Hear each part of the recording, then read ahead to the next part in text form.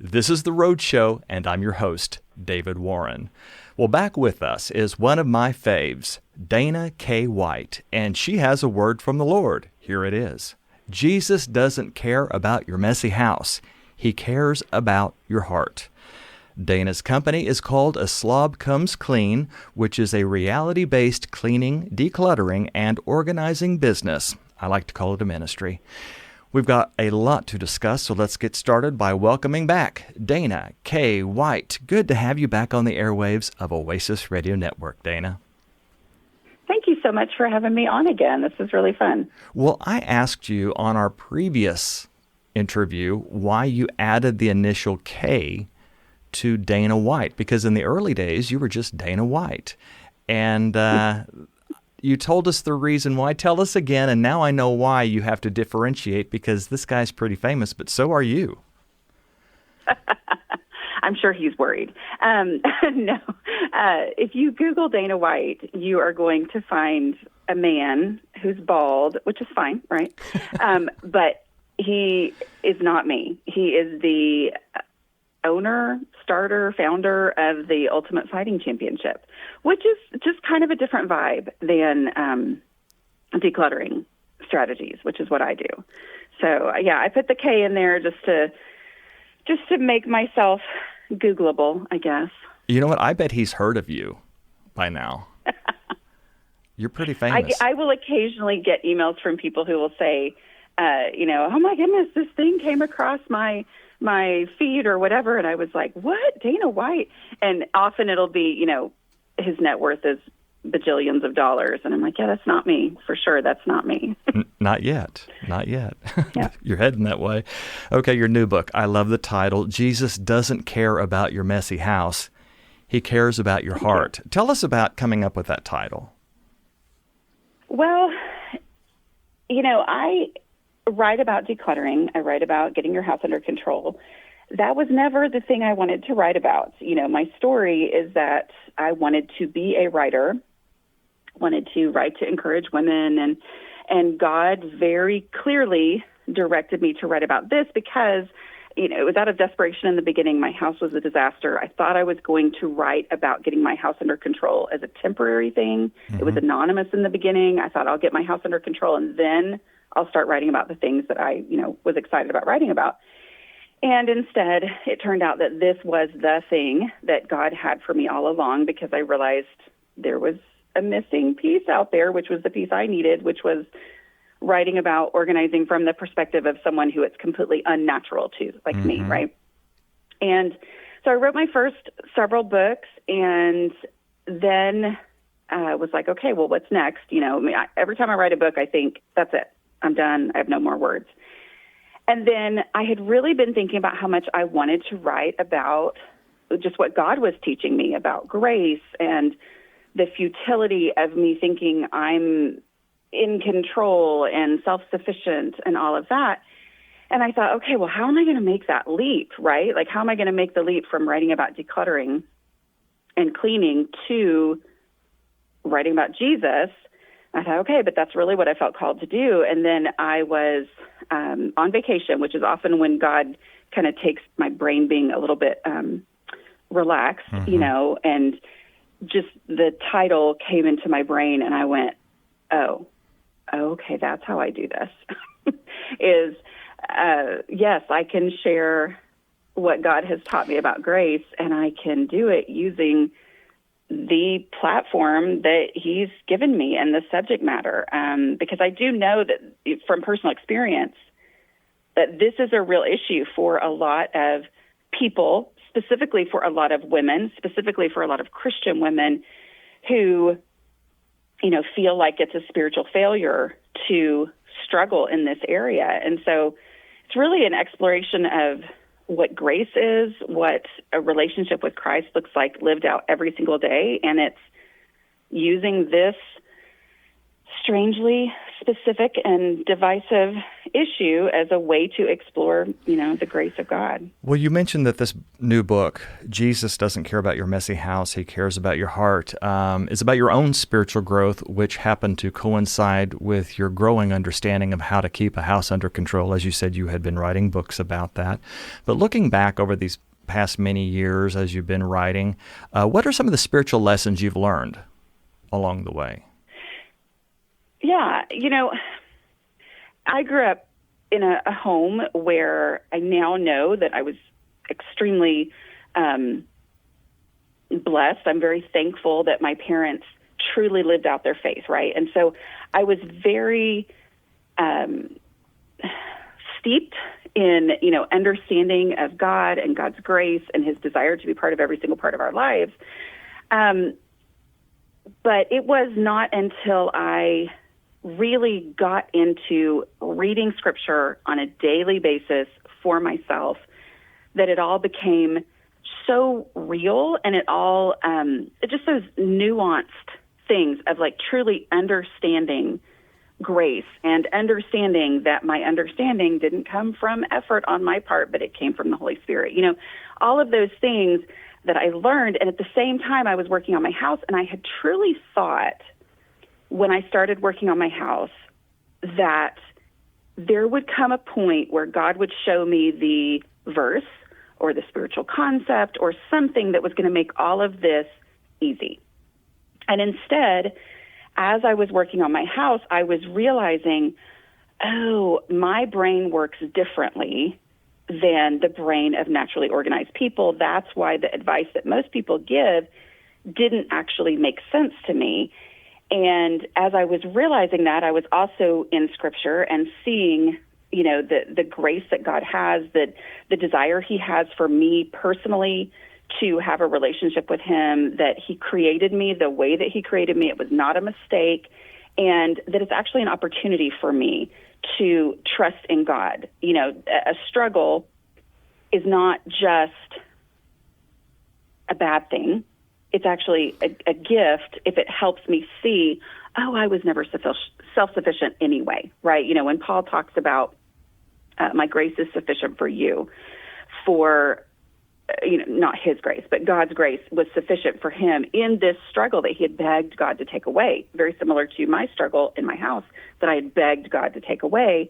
And God said, you know what? No, because my power is made perfect in your weakness. Like by you being weak, then you have understanding of your need for me. You have understanding of who I am. And so that helped me to rest in God's grace, not as a way to, it doesn't matter about my house. No, it's not a spiritual issue. And when I took away this feeling that me having, a natural tendency toward messiness was some sort of a spiritual failure, then it gave me the freedom to really work in my house and gave me such depth and understanding of my relationship with God.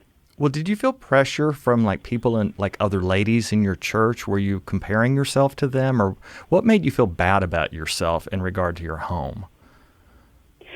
Yes. Not specific women that I'm going to say, but this is very common, and it's very common, especially for a Christian woman. I was a stay-at-home mom. That was my life dream. I wanted to be home with my kids. And I had always thought, once I'm home with my kids, and that is where I put my time and my effort and my focus, it's going to be easy for me, because other things in life, when I put my time and my effort and my focus on them, I could do them. Well, I got to this point and I couldn't. And so then I was like, okay, there's something wrong with me. And when I would ask for advice for someone to whom this stuff is not a struggle, they might give me, I pray while I'm doing my dishes. And I'm like, okay, but if praying while I'm doing my dishes is not actually changing how my house is, then what am I missing something? Is there something wrong with my relationship with God when they absolutely may be looking at these, household tasks as an act of worship? And I'm like, and yet I'm just completely bumfuzzled, completely don't understand what's going on. I think I'm doing what they're doing. My house is still a disaster. Then it made me question, is there something wrong in my relationship with God? And just to be honest, a lot of times when people are trying to be encouraging and they do bring in, God is a God of order, and that's great and true, right? But it didn't actually help me know what to do. And so therefore, when I couldn't keep my house in order, then I was like, okay, well, what's wrong with me? Where in reality, I needed the down and dirty help. Like, hey, you need to wash your dishes every single day. Here's why. Here's why you struggle. Here's what you think is the reason why you shouldn't. And here's actually the reality of how that all plays out, which is what I do now, right? Like I teach the down and dirty of how this all works. And so I don't know that anybody was cruel, although I will say I have received emails from hundreds of women who have had cruel things said to them. And I don't think the intentions were cruel necessarily. They were said out of a desire to help. And yet for the person who doesn't see things the way that the person who's trying to give help sees things, it can be very hurtful. Well, Dana, you have a background in theater arts, so you are what we call right-brained. And do you think that probably the problem this whole time was that the world was trying to convince everybody to declutter and clean and do all the rest of the stuff, reorganize with a left-sided brain? And so that was really the niche that God was saving you for to help the rest of us, creative types. Well, exactly. And I think I'm going to focus on the word that you said, convince. Right? Is the world was trying to convince me to declutter or people to declutter. And the reality was I never needed to be convinced that my house should be under control, right? Mm-hmm. Like I never liked it. I never wanted my house that way. And yet you will hear people often say, oh, well, she must just like living that way. She must not care. And that was always incredibly hurtful because I did care, but I couldn't show somebody I cared because my house was a mess, right? Mm-hmm. And so it was never an issue of not caring. It was literally an issue of not knowing what to do. And so I would try and I would think I was doing what other people were doing, and it didn't actually make the impact on my home. And so that's where I come in as I know you care, right? Like I am not here to convince you to declutter. I'm here to teach you what to actually do to declutter. And that's where that's what I needed, which I just had to kind of figure it out. But as I help people, that's one of the main things that brings tears to people's eyes, honestly. Really? When I'm speaking, is I'm like, I'm not here to convince you because I know you already care. Let's skip all that part. Yeah. And let's get to actually what to do. And people are like, thank you. Because it's not an issue of not caring. Well, you have created what's called the no mess decluttering method. So how did you come up with the method? Lots and lots of trial and error. Okay. I mean, like so much trial and error. It really came down to I was facing my whole house, and my whole house was disastrous. And everybody has a space in their home. Well, I won't say everybody. Most people have a space in their home that they look at it and they think, I can't, and they just want to close mm-hmm. the cabinet door, close the drawer, whatever, and walk away. Like, This is too much. I just can't do it. Where basically every space in my home was overwhelming to me, partly because of the actual stuff and partly because I didn't know what to do, right? And so I was naturally overwhelmed at this. So I had to figure out a way to break through that overwhelm.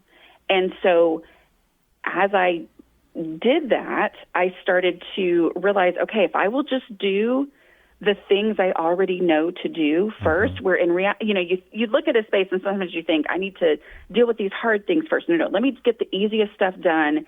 And then that gets me into a state where I've gathered some momentum, mm-hmm. I see some impact, and then I'm ready to deal with the harder things later. So I started just doing it that way. But I also realized that the number one thing that would stop me from decluttering was that every time I tried to declutter, I ended up creating more clutter. More clutter. I made a bigger mess. It was a chaotic situation that was very stressful for me, for the whole family. So I would, I thought, because people would tell me this, most people would say, you've got to pull everything out of the space to get started. Well, I would do that. I would look at the space and think, wow, it looks amazing empty, right? And I was like, oh, okay. And then I would turn around, and then I had an entire floor full or table full of stuff spread out everywhere. And then I would shut down from that and not be able to actually move forward. Or I would make a little bit of progress, make all these piles and things, and then life would happen. I would step away, and those piles just lived in this space, long term. And so because of that, I was always putting off decluttering, because I thought, well, last time I gave myself 45 minutes and I made so much worse, and it was totally chaotic for 3 months after that. You know what? I'm going to wait until I have a whole day. Okay, you know what? Actually, I'm going to wait till I have a whole weekend. Okay, let's just wait until vacation time. Well, who wants to spend their time decluttering on vacation, right? And so I would put it off. It would get worse. It would get more overwhelming. I would estimate more time. So I had to find a way to just go ahead and start making little bits of progress and not looking at, I'm going to have this big shebang of it's going to be a whoosh, whoosh before and after like they have on TV. And instead, I'm just going to make the space better. So Dana, change my goal to making it better. What was it like back in the day when the doorbell would ring? Panic. Yeah. Heart palpitations. I mean, it was scary, because I could live my life and I could function really well within the clutter. I think that's one of the miscommunications between people who are naturally organized and people who are not, is that people who are naturally organized will say, hey, you've got to get your house under control so that you can function and so you can concentrate and so you can do these things. I'm like, well, actually, the reason that a lot of us have a house that's out of control is we can function and we can concentrate in the midst of the mess until all of a sudden we can't because it's gotten so bad, right? But so I would be living my life and I would be functioning and doing the things that I need to do, and then the doorbell would ring and it's like my eyes would just open to, oh my goodness, there's stuff everywhere. This is so embarrassing. I can't let anybody in. I would make excuses to talk outside, or pretend I wasn't home, or it was a panic moment. I remember a friend needing, she was like, hey, we haven't seen each other in forever, and I'm coming through your town, and is there any way that we could stop at your house and so the dogs can run around in the backyard? I don't remember now what I said, like what my excuse was for why that couldn't happen. But I still look back at that and I feel terrible because I was like, it was 30 minutes. Like I couldn't get my house to a point that was not completely humiliating in the time that she gave me. So, but I wanted to be the person who could say, absolutely, of course you can stop by my house. And so I wasn't able to be the person I wanted to be because my house was holding me back. Okay, Dana K. White is back with us today, and she has a new book out called Jesus Doesn't Care About Your Messy House. He Cares About Your Heart. And I love the take you have on the Proverbs 31 woman in this new book. And I never knew this, but you pointed out that in this Bible chapter, which is Proverbs 31, talking about what we consider the perfect, godly woman, that cleanliness is never mentioned, nor is organized, orderly, neat, or tidy. Did that surprise you when you had that revelation? It did. I knew that this was the book. I knew that God had showed me, Dana, I was never asking you to have a perfect house. I just wanted your heart. I want your heart to be turned toward me.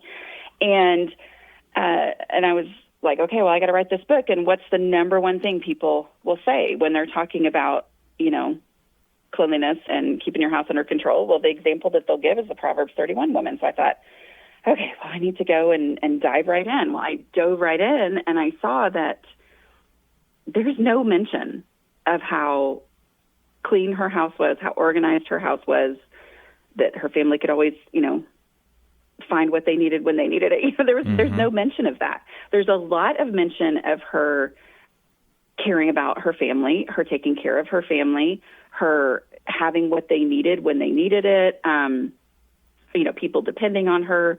She was a businesswoman. And honestly, the things that it described the women I know who struggle with their homes. She was very productive. And I think that the reason there's an assumption that her house was perfect is that it's very clear that she's not lazy, right? Like she's very productive. And there is an assumption that a messy house is the result and can only be the result of laziness. And that is a hard thing to tackle, right? But the truth is that it can be, of course, but in my case, and in so many cases of the women who I work with on a daily basis, laziness is not the issue. It's not a lack of desire. It's not even a lack of working. It's a lack of understanding of which things are going to move the needle. So that's where I would grow so frustrated in my home, is I was like, I'm working on it all the time. I'm constantly, doing things, and it just doesn't have the impact. Well, part of it was just I had more stuff than I had space for. I had more stuff than I could handle, right? And so I could vacuum and do all that, and then you live life for a little bit, and all those things just kind of tumble out of the places where I shoved them. And it was a lack of understanding and not a lack of working on it. And so, yeah, that gave a lot of freedom when, I mean, we don't all have to sell to the merchants, to be the perfect godly woman like, she is described in Proverbs 31. And yet, I think it's really important that there was no mention whatsoever of, how clean her house was. And before we take our break, I think we should also mention that nowhere in that chapter does it say that she cooked. Yes, exactly. So takeout can be godly as well. Exactly. Dana K. White has written a new book called Jesus Doesn't Care About Your Messy House. He Cares About Your Heart. I'm David Warren, your host. We've been talking about cleanliness as it relates to spiritual growth. When we come back, I want to ask Dana about the psychological side of cleanliness. Back after this. I'm David Warren, here with some exciting news for Oasis listeners. We have a new mobile device app. It's free, easy to download, and lets you enjoy our refreshing music and talk everywhere you go. If you have an Android cell phone, go to the Google Play Store. And if you have an iPhone or iPad, visit the Apple Store and search for Oasis Radio Network. Be an Oasis ambassador and share this news with family and friends around the world. Oasis Roadshow.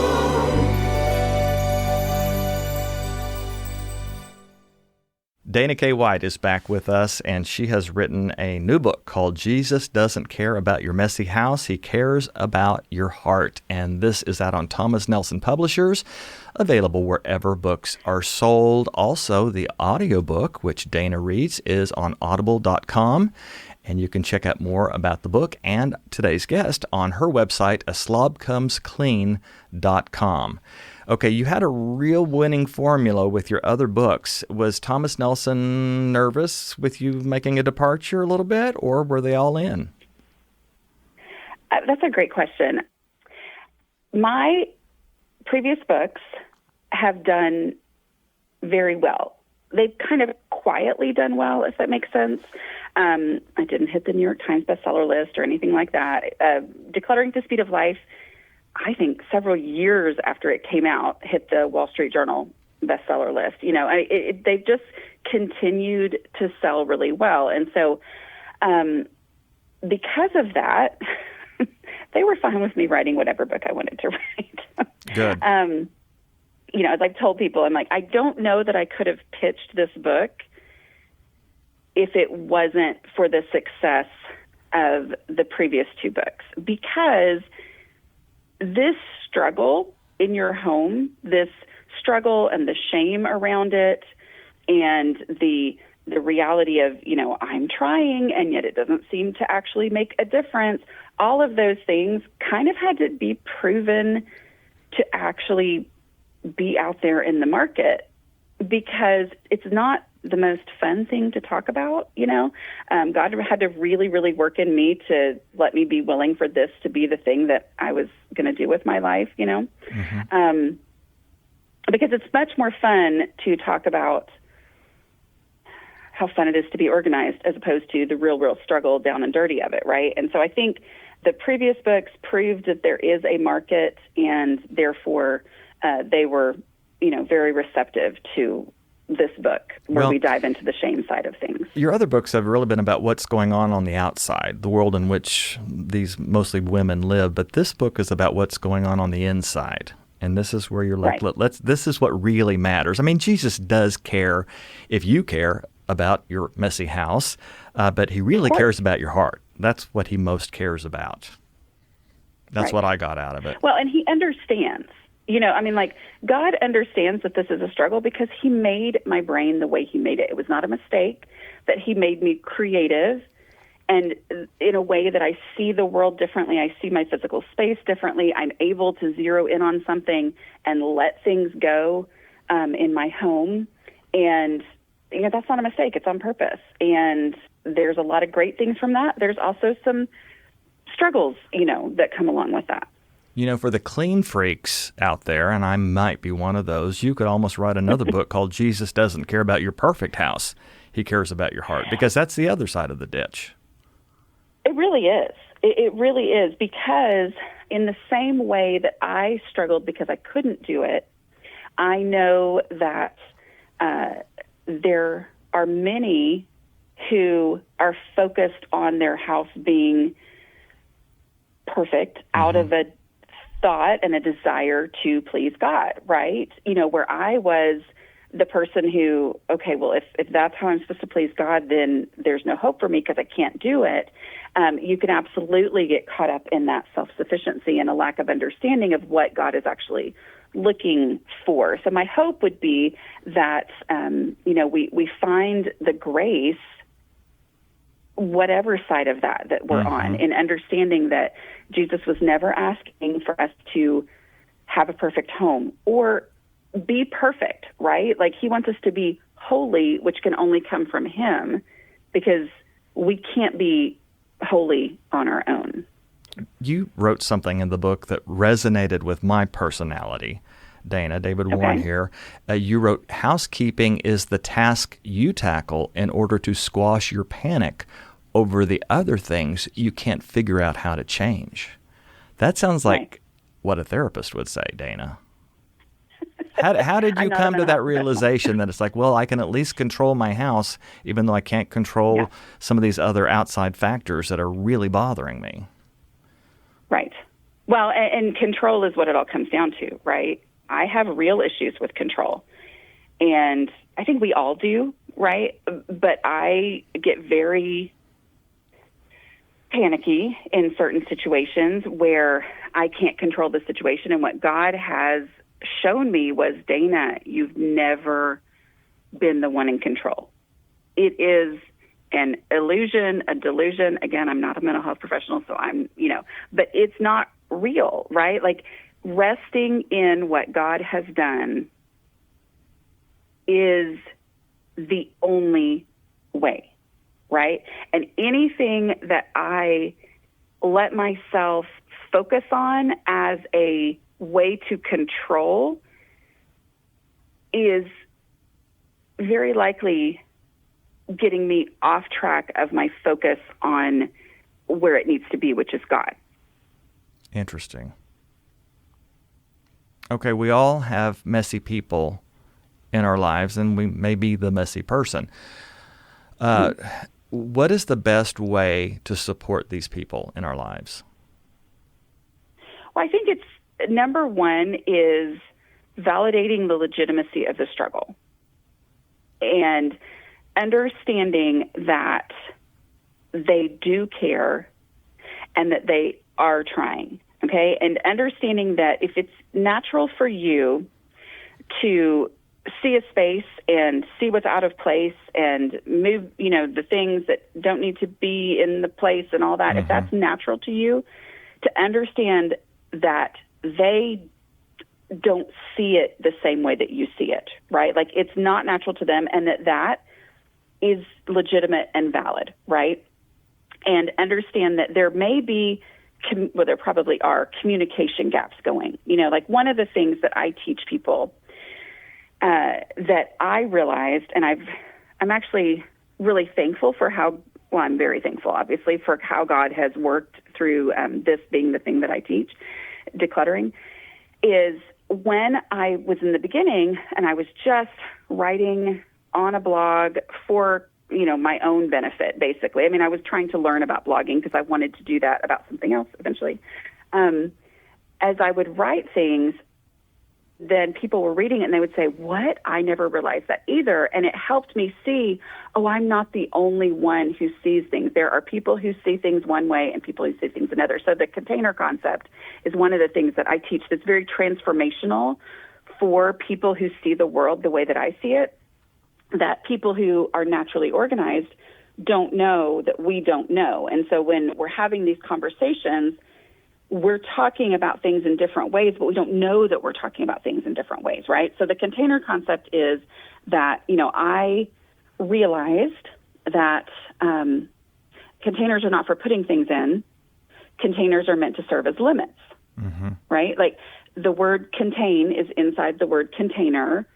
So in the same way that firefighters work to contain a fire, and, they create a boundary, and if they can keep the fire inside that boundary, they can keep it under control. If it goes outside the boundary, then that's when bad things happen, right? And so their goal is to contain the fire, to keep it within this space. And when I realized, a container's purpose is to be the limit, then it changed how I looked at my space, and I was like, okay, well, if I have this shelf is a limited space. It's a defined space. And if I'm going to put my cookbooks on the shelf, then the shelf decides how many cookbooks I keep, instead of me deciding how many cookbooks I keep. And my brain, the way it's wired, would be, okay, well, how many times do I cook a week? And how many times do we have special occasions? And what about this and about this one and this? And I would look at each item and assess the value of that item. And then I would keep all these cookbooks and not have the space for them in my home, where when I said, okay, the shelf is the cookbook shelf, it's the limit, that I put my favorite ones on first. And when that shelf was full, it triggered in my brain, it's full. That's how many cookbooks I can keep. It's not so much about, is it a good cookbook? It's about, is it a good enough cookbook to deserve shelf space, in this space? And when I was writing about that, I honestly think that if I was figuring this out, not in a public, though anonymous way, there in the beginning, I would never have shared the container concept, because once I realized it, it was so obvious that it was kind of embarrassing, right? Like, I don't think I would teach people this concept. But because I was writing about it as I was learning, and other people said, what? I've never thought of containers in that way. I've never thought of that. Then I was able to see that for the people whose brains work like mine, that is a transformational concept that somebody who is naturally organized doesn't know needs to even be taught, because it's more natural to them, right? And so what I would say for someone who wants to help someone else is, yes, it's a legitimate problem. Understand that you don't need to convince them that their life would be easier. They know that, right? But also understand that there are things that you may need to learn in order to communicate with them in a way that actually makes sense to them. And one way you can learn is by going to a Slob Comes Clean and start learning the No Mess Decluttering Method by one Ms. Dana K. White. The new book is called Jesus Doesn't Care About Your Messy House. He Cares About Your Heart, out on Thomas Nelson Publishers, available wherever books are sold. And again, Dana voices the book as an audiobook on audible.com, and she does it with a lot of flair, folks. That website address, again, is a Slob Comes Clean. I'm David Warren, talking with Dana, who is one of the world's leading decluttering experts. She has mentioned this thing called the container concept, but she has coined a whole lot of other tricks of the trade, and I want to ask her about those after this break. I'm Karen Jensen Salisbury, one of the hosts you hear on the Oasis Network Roadshow. For 35 years, this 1 hour of the day has inspired and motivated you, our listeners, with thousands of stories of people whose lives demonstrate the truth that with God, all things are possible. It's an hour that you should make a part of your day, Monday through Friday, starting at 1 p.m. Eastern, 12 noon Central. The Roadshow, an Oasis Network presentation. Here's a little bit about today's guest, Dana K. White. By the way, what does K stand for, Dana? It's Catherine. Dana Catherine White is the creator of the No Mess Decluttering Method and, much to her own surprise, a decluttering expert. Dana shares realistic home management strategies and a message of hope for the hopelessly messy in her books Organizing for the Rest of Us, Decluttering at the Speed of Life, which happens to be a Wall Street Journal bestseller, and How to Manage Your Home Without Losing Your Mind. And by the way, two of these books I have interviewed Dana about, and they are archived in the Roadshow section of our website, oasisnetwork.org. Dana's website is aslobcomesclean.com, and she also has a new other website since we spoke last called declutteringcoaches.com. We are all ears about this website. What is it about, Dana? So I realized that I have written and I have spoken and I have shared on video my strategies, right? Like, if someone wants to learn how to take their house from complete disaster to a state where they can keep it under control, I'm not going to tell you how to color code your cabinets. That's not what I'm going to do. But I will tell you how to get your house under control and how to keep it under control. And so I've taught all of those things. And yet there are many people who need someone to personally guide them through their own stuff and space. And so about 2.5, 3 years ago, I started declutteringcoaches.com.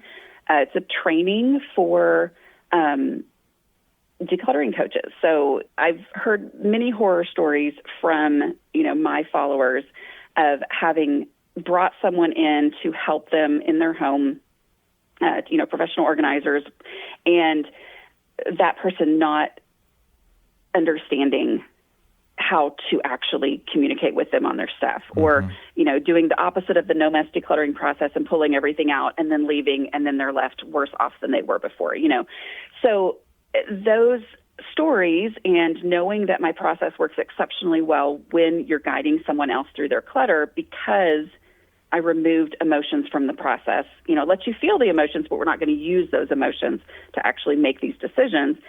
I realized there was a need for decluttering coaches. I wanted to be able to say, this person can help you. They know my process. They're going to not shame you, but they're going to lead you through making real change in your home. And so I started Decluttering Coaches. So I have a training course that I do, and then those who go through that, if they want to, they can be certified, and they're actually listed on the site. So I have a really cool map on declutteringcoaches.com that shows you if there's someone in your area, and even areas where there, isn't a coach nearby at this point. We're hoping to get there someday. But most of the coaches also do online coaching, and that has been really effective and exciting. Like I had an email from someone just recently who sent me her before and after pictures, and she said, yes, you can use them, which is gold, right? Mm-hmm. That I can use these before and after pictures. But, she wanted her daughter to come visit, and her daughter, there was no place for her to stay in the home because the guest room was literally piled, above her head with stuff and boxes, because that happens in guest rooms and offices and craft rooms where you kind of just start sticking things and then it gets out of control. And she worked with one of the coaches, I think over the course of 10 weeks virtually, and that room is completely decluttered, and her daughter was thrilled, to have a wonderful space to be able to come and visit. And so, I've got people out there who I can wholeheartedly recommend because they have been through the training.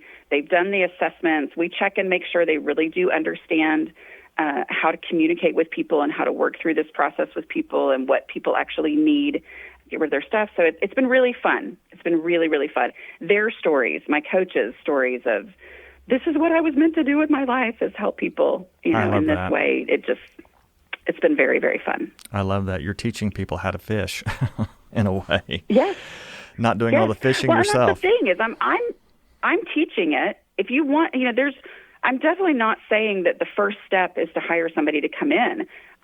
There's so much to learn, and there's so much that, I have thousands of stories of people who have learned the process and implemented it in their home. But if you do need someone to guide you personally through the process, now that exists as well. I have a question for you, because I don't think it's just me, but anytime I listen to your podcast, which is called A Slob Comes Clean, I feel motivated to clean my house, organize my house, declutter. Do you get a lot of that from your listeners? I do. I think that it just pairs so well, the podcast. I started my podcast in 2013, I believe, and that was, early on in the podcasting time, and it just worked so well because it's about cleaning. You can play it and do the actual thing that we're talking about as you're listening, and so I think that that's great. I love hearing from people who, will tell me that they've listened to the books. I have a few people who will tell me, I've listened to the books, like something they got on, I don't know if it's on Audible or whatever, where they got some report that said, you've listened to this book 57 times for a total of so many hundred hours. Wow. And they'll just tell me, I just turn on the book. I just listen to it, and it gets me back in focus and gets me back on track. Well, those are the people who don't mind when the doorbell rings. I guarantee you that, Dana. I mentioned that you've coined some phrases. Some of the favorites of mine are slob vision, dishes math, clutter threshold, and you mentioned the container concept a little earlier. And I want to read just a short passage from your new book, Jesus Doesn't Care About Your Messy House, He Cares About Your Heart. You wrote, when I make decisions about whether something is container worthy, I'm asking myself, does it deserve space in my home? But in my spiritual life, the question is, does this deserve space in my heart? Does it fit in the identity Jesus has given me? That should be on a poster, Dana. I love it. Yeah. I think it's that that the physical world. There's so much imagery that God has put into the physical world for the purpose of knowing Him, right? And a gardener knows this. They know. I know when my little teeny bit of limited experience with gardening, because I'm terrible at it, I just things come alive to me because when I am yanking and pulling on that weed and it's just trying so hard to stay in the ground, and I just have this understanding spiritually of, sin and all these growth and all these spiritual concepts that come alive. There's also the same thing just in the physical world of the reality of space, the reality of limited space and the fact that if I try to keep more stuff than will fit in my space and be functional, then there is no hope of my house being under control. It's like, oh, then that is a picture of this spiritual truth of, I have an identity in Christ. He gave me my identity as one of His children. And therefore, there are things that just don't fit in that. And I can wish that they did. I can try to shove them in anyway, but the reality is they don't fit. And just that physical experience of that gives me understanding of the spiritual parallel. Well, and the container concept in one's personal or spiritual life is really about time, isn't it? Because you were doing some good things, but there was a better thing that your time should have been used on. Absolutely. Did I give an example in the book? Because I can't remember. Well, you talked about your Bible reading, that you were, Yes. It was getting passed over because you were doing good things, but there was no time left after that. It's the container concept. You had filled your container of time with other things. Yes.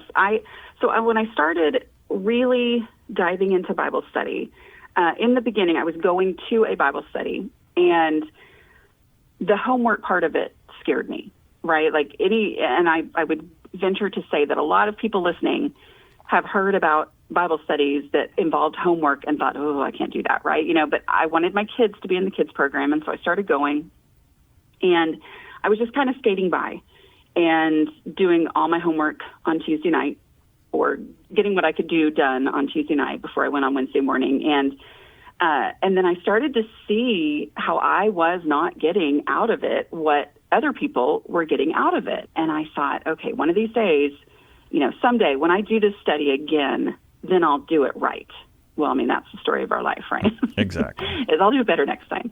And then I realized this particular study, they used to, it's not this way anymore, but they used to, for the sake of other people being able to, get in and their numbers, they were like, well, you can only do a study one time.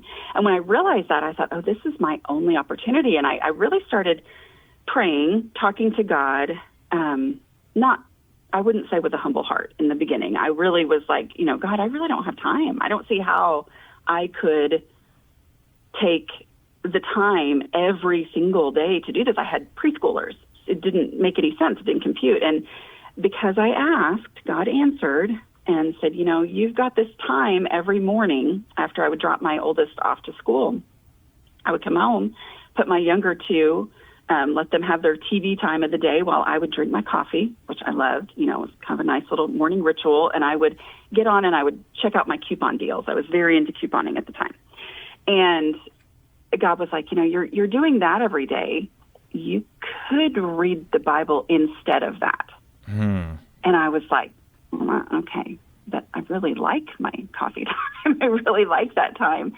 But I did. I switched it out, because it was not a matter of, oh, no, I don't have enough time. It was, I'm spending time on something else.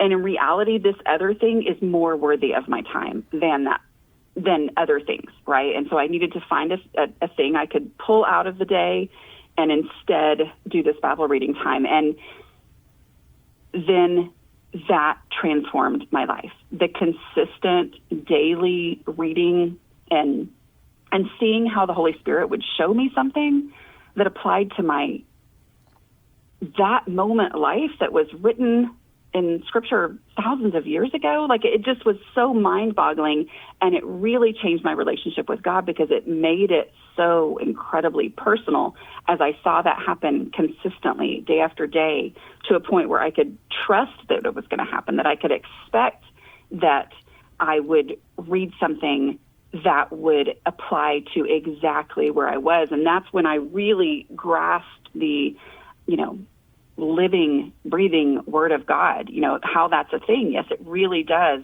apply to my actual right now everyday life. And so it was hard, it's hard to give up something. And me looking at coupon deals was not a bad thing.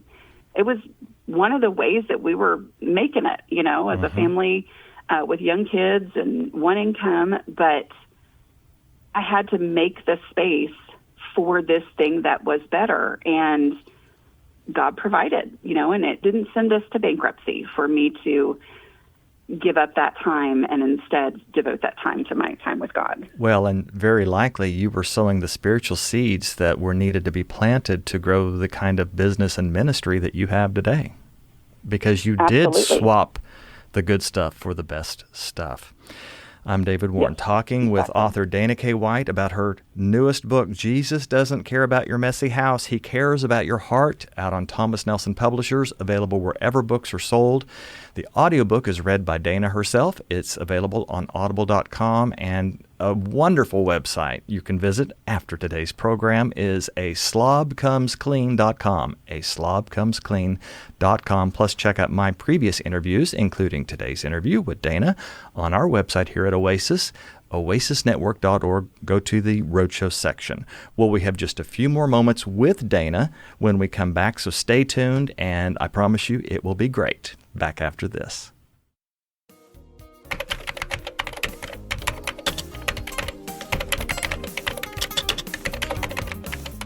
I'm David Warren, Program Director at Oasis Radio Network and one of the hosts of this podcast.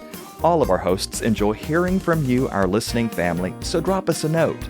Our email address is roadshow@oasisnetwork.org. Be sure to subscribe to the podcast and you'll receive new episodes on your mobile devices. And now, back to the show. Our guest today has been Dana K. White, author of the new book, Jesus Doesn't Care About Your Messy House. He Cares About Your Heart. This book is out on Thomas Nelson Publishers, available wherever books are sold, plus the audiobook is voiced by Dana on audible.com. Let's talk about your website, Dana, slobcomesclean.com. What will people find when they go there? That is my home base. That is the blog that I started back in 2009 anonymously, did not think it would go anywhere, didn't want to ever have my face on it or anything or my real name on it. So it's got the beginnings, it has me figuring things out as I was going. So it's the real-time discoveries there.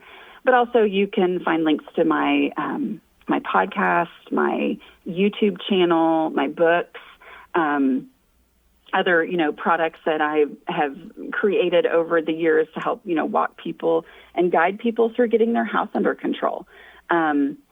So there's lots of ways to learn, whatever kind of learner you are. We basically have it there for you.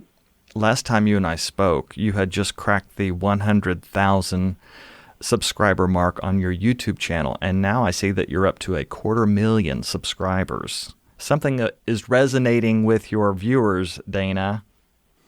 What are these videos about? Tell us what kind of things you cover in your videos on YouTube. Well, here's the thing. I don't come up with new stuff, and that is not normal in this world of what we do here online. Of people doing similar things to me.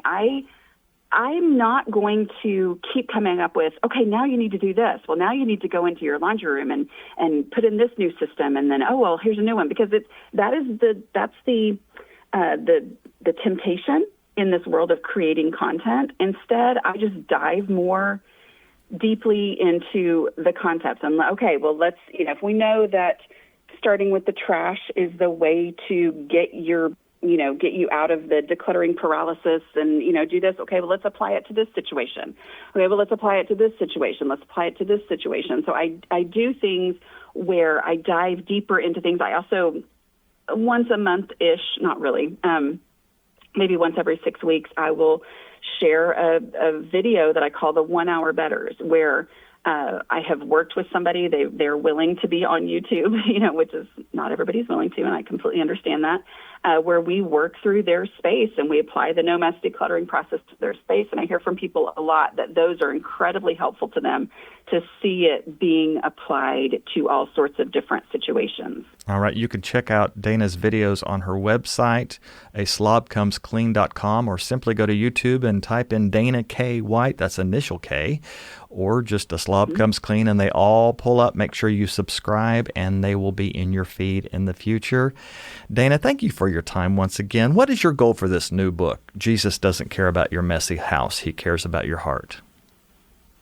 My goal is for those who already know Jesus to know him more deeply and to understand his grace so that they can let go of the shame. And then because the shame is gone, then just move forward on their house without it being something that causes them such despair. Instead, just have the hope. But honestly, also my other goal is that many people who know me and have a relationship with me because I have helped them in their home, but they don't know Jesus, will read this book because we're friends. And they might not have any other Christian friends, but, my goal is that they truly understand who Jesus is and his deep desire to have a personal relationship with them through this book that, they might not read any other book ever that has Jesus in the title, but they'll read it because they know me. Well, you've made a lot more new friends today, Dana, our Roadshow listeners, and we thank you once again for your time. I said this the last time we were on the air, and I'd like to repeat it. Dana K. White is a delight, and we're so glad that you were with us. Well, I'm sure you're working on another great book. We'll find out about that in the future. But in the meanwhile, we thank you for listening. I'm David Warren, and it's been another great Roadshow. You've been listening to The Roadshow. If you'd like to write to us, here's our address. The Roadshow, P.O. Box 1924, Tulsa, Oklahoma, 74101. Our email address is roadshow@oasisnetwork.org. The views of today's guest aren't necessarily those of this station, but we do appreciate and thank our guest for spending this time with us. The Road Show, an Oasis Network presentation.